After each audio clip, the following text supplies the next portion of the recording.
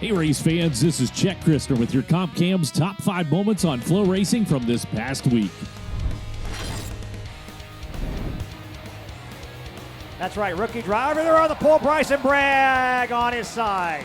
We head to the home of the Hangtown 100, Placerville Speedway, for our number 5, where at the start of the mini truck feature, they go 3 wide into turn 1. Rookie runner Bryson Bragg takes a shot in the shorts that sends him askew up onto the berm and gently deposits him on his side. 360 feature time, and Shane Golubic is in the lead until a restart with 7 to go. Justin Sanders winds up and parks it on the nose of Golubic to take the lead out of turn number 4 and dances off to become a 4-time winner, the tribute to Al Hines.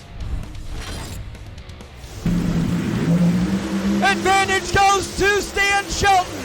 Top of the racetrack, there is Todd Tutterow. Look at the margin of victory. 1,000 of a second to the finish line, folks. It's off to the PDRA East Coast Nationals for our number 4, where Pro Boost was a class to watch. It's only round 1 of qualifying when Buffalo, New York hot shoe Melanie Salemi rocks the Chevy back onto the tail feathers and blasts the 358 with a 5 to set a new world record right out of the gate. Qualifying round 3, and Chuck Olsch and his blown Camaro get a little feisty close to the half track. Chuck gave it a pedal, and at that point it made an abrupt lane change. It clipped the whiskers on a tire spinning Don Tolly. Maximum pucker factor achieved on that run. Pro Boost final, and Stan Shelton grabs some gap at the tree, but Todd Tutterow grabbed the win with a 1,000th of a second margin of victory in a run that was just 3 thou off Salemi's world record qualifying run. Stout showing by Pro Boost.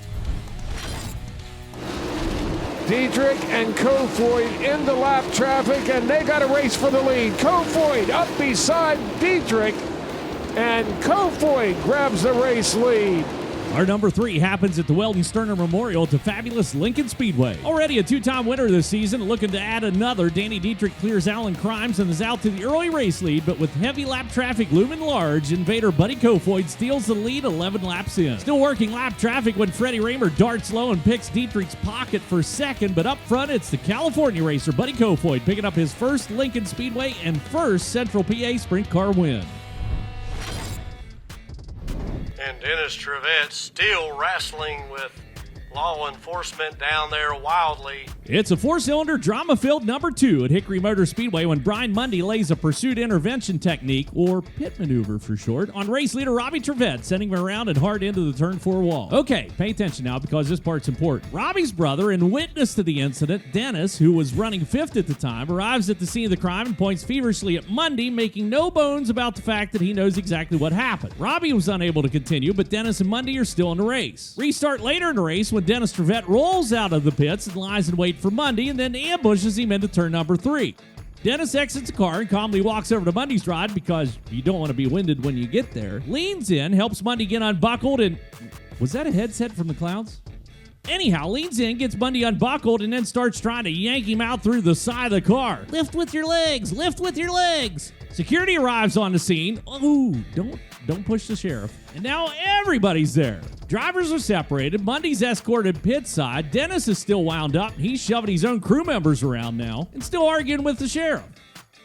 He just wants a piece of something. So we'll take a moment here while Dennis continues to simmer and touch on the fact that, again, it was his brother Robbie that was wrecked, not Dennis, which kicked this whole debacle off. Anyway, back to Dennis. Well, now Dennis is in handcuffs being escorted from the track. Apparently, he just couldn't leave well enough alone. I'll say this. I don't condone retaliation, and I certainly don't condone fighting, but I can tell you, if you're ever in a pinch with Dennis, that's the dude that's got your back.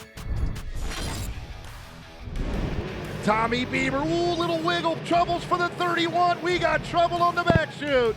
And for our number 1, we'll head to the Garden State and Bridgeport Motorsports Park as they kick off their big block modified season with a bit of a rough start. Pole sitter Tommy Beamer loses steam down the back chute and kicks loose a cascade of catastrophe that ends up in a big old pile of fail.